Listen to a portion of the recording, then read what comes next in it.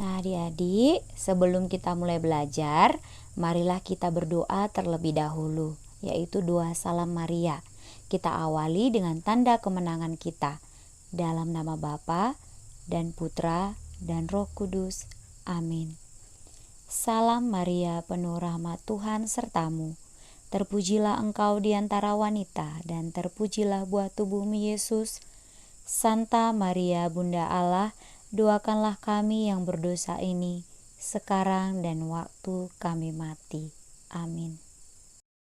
Halo anak-anak kelas 6, apa kabar? Di video kali ini kita akan belajar materi kelas 6, tema 1, selamatkan makhluk hidup, subtema 1, tumbuhan sahabatku di pembelajaran 2. Adik-adik, masih ingatkah kamu dengan gambar berikut? Gambar apakah ini? Iya betul, gambar Garuda Pancasila.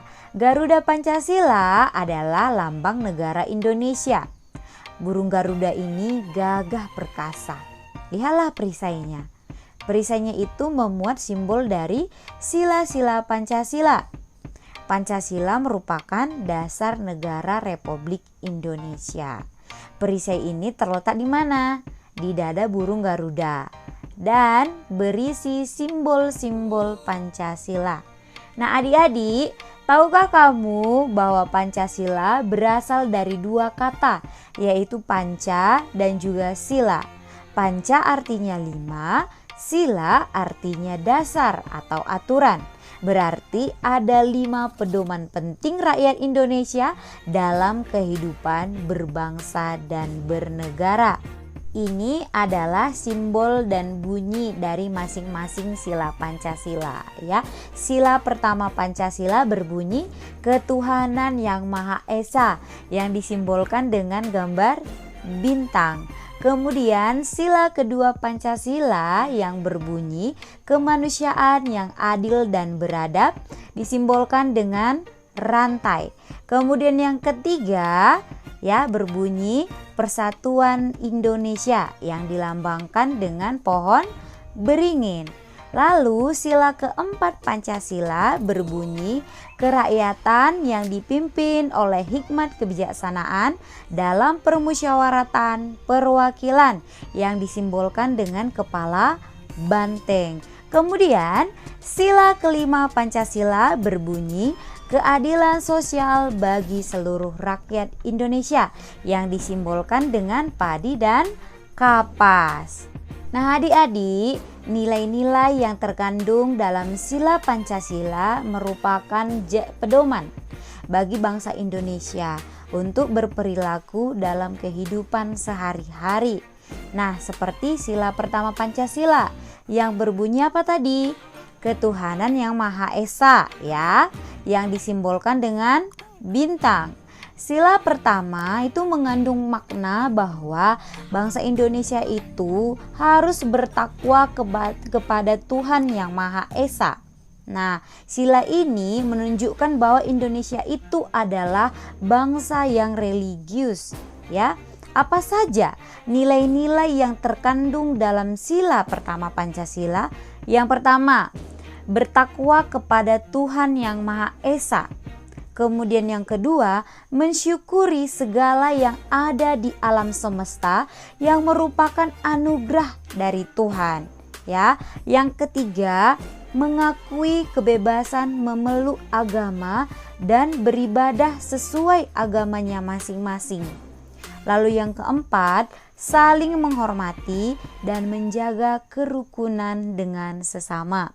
Nah, contoh pelaksanaannya dalam kehidupan sehari-hari nih. Contohnya, merawat tanaman merupakan salah satu cara ya mensyukuri anugerah Tuhan yang Maha Esa. Kemudian yang kedua, menghormati orang lain yang berbeda agama, kita harus hormati. Kemudian yang ketiga, ya, menjaga kerukunan antar umat beragama. Kemudian saling menghormati saat melakukan ibadah, seperti itu. Kemudian penerapan sila kedua Pancasila. Apa tadi bunyi sila kedua Pancasila? Kemanusiaan yang adil dan beradab. Nah, dalam sila kedua Pancasila ini itu mengandung makna adanya pengakuan terhadap persamaan derajat antar sesama manusia. Nah, bahwa setiap warga negara itu memiliki hak dan kewajiban yang sama, seperti itu ya. Nah, nilai-nilai yang terkandung dalam sila kedua Pancasila apa saja? Yang pertama itu mengakui persamaan derajat antar sesama manusia, ya. Kemudian yang kedua, mengakui persamaan hak dan kewajiban antar warga negara. Ya, yang ketiga, mengembangkan sikap tenggang rasa. Keempat, saling menyayangi sesama manusia. Dan yang kelima, gemar melakukan kegiatan manusia. Nah, adapun contoh sikap penerapan sila kedua Pancasila ini yang pertama nih, membantu korban banjir, ya, membantu sesama saat membutuhkan pertolongan, itu termasuk ya ke sila kedua Pancasila. Kemudian yang kedua, menghormati hak orang lain, ya. Yang ketiga, bertindak adil tanpa memandang ras, suku, agama, dan status sosial, ya. Lalu yang keempat, menghargai pendapat orang lain. Ya, dari penjelasan Miss tadi nih, perhatikanlah gambar berikut. Gambar pertama, kedua, dan ketiga. Termasuk sikap pengamalan sila keberapakah? Ya, ketiga gambar tersebut ya masuk ke sila pertama Pancasila. Kemudian gambar 4 dan 5. Coba adik-adik perhatikan. Ya, termasuk sikap pengamalan sila keberapakah itu? Menjenguk teman yang sakit, mendengarkan pendapat teman saat berbicara. Ya betul, sila kedua Pancasila. Oke, gambar ke-6, 7 dan 8. Coba diperhatikan. Termasuk sikap pengamalan sila keberapakah itu? Menolong teman yang sedang jatuh, ya kan? Menghormati orang tua, memberikan pendapat, ini itu termasuk pengamalan sila keberapa? Iya, sila kedua Pancasila. Adik-adik, kalian semua pasti mengenal patung. Patung merupakan salah satu contoh karya seni rupa. Karya seni rupa terbagi atas dua, karya seni 2 dimensi dan juga karya seni 3 dimensi. Karya seni 2 dimensi adalah suatu karya seni yang memiliki 2 sisi saja, yaitu sisi panjang dan sisi lebar, sehingga tidak mempunyai ruang karena tidak mempunyai unsur ketebalan. Contoh karya seni 2 dimensi terdapat pada lukisan dan juga kain batik. Lalu karya seni 3 dimensi. Karya seni 3 dimensi ini merupakan karya seni yang memiliki dimensi panjang, lebar, dan tinggi, atau karya yang memiliki volume dan menempati ruang, ya. Jadi adik-adik, karya seni 3 dimensi itu dapat dilihat dari segala arah. Nah, patung merupakan karya seni 3 dimensi yang meniru bentuk manusia, hewan, tumbuhan, ataupun benda-benda lain. Ya, patung itu dibuat menggunakan teknik tertentu. Lalu, mengapa patung disebut sebagai karya seni? Alasannya karena bentuk-bentuk patung memiliki nilai keindahan. Nah, patung juga memiliki fungsi.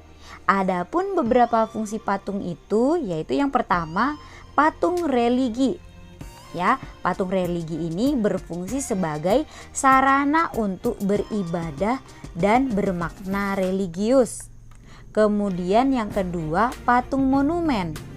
Nah, patung monumen berfungsi untuk mengenang jasa pahlawan atau peristiwa bersejarah suatu bangsa. Nah, contoh monumen Pancasila Sakti ini pada gambar ya. Kemudian yang ketiga, patung arsitektur. Nah, patung ini adik-adik berfungsi sebagai pelengkap konstruksi bangunan. Jadi memperindah bangunan seperti itu. Lalu yang keempat, ada patung dekorasi. Patung yang berfungsi sebagai penghias bangunan, taman, atau tempat lain seperti gambar berikut ini. Yang kelima, patung seni. Patung ini hanya dinikmati keindahan bentuknya saja. Ya, jenis patung berdasarkan perwujudannya atau berdasarkan bentuknya adik-adik juga dibagi atas dua. Yang pertama itu patung figuratif. Ya, berarti patung yang merupakan tiruan dari bentuk alam. Bentuk alam apa aja? Nah, di alam itu kan ada seperti manusia, binatang, juga tumbuhan, ya. Nah, salah satu contohnya ini patung pahlawan boleh, patung bentuk manusia boleh, hewan dan tumbuhan juga bisa. Nah, bentuknya ini nyata dalam perwujudannya. Nah, sedangkan yang kedua ini patung non figuratif itu bersifat imajinatif atau hayalan. Nah, pengertiannya adalah patung yang tidak meniru alam. Jadi dia tidak meniru alam adik-adik. Dia terlepas dari wujud-wujud tiruan yang ada di alam. Nah, patung ini perwujudannya tidak nyata dan bersifat abstrak. Nah, contohnya seperti abstrak geometris. Patung berupa bentuk silinder runcing sebagai simbol bambu runcing dan sebagainya. Contohnya ada pada gambar berikut ini. Coba adik-adik perhatikan. Oke, itu dulu pelajaran kita hari ini. Sekian dan terima kasih. Sampai bertemu di pembelajaran selanjutnya.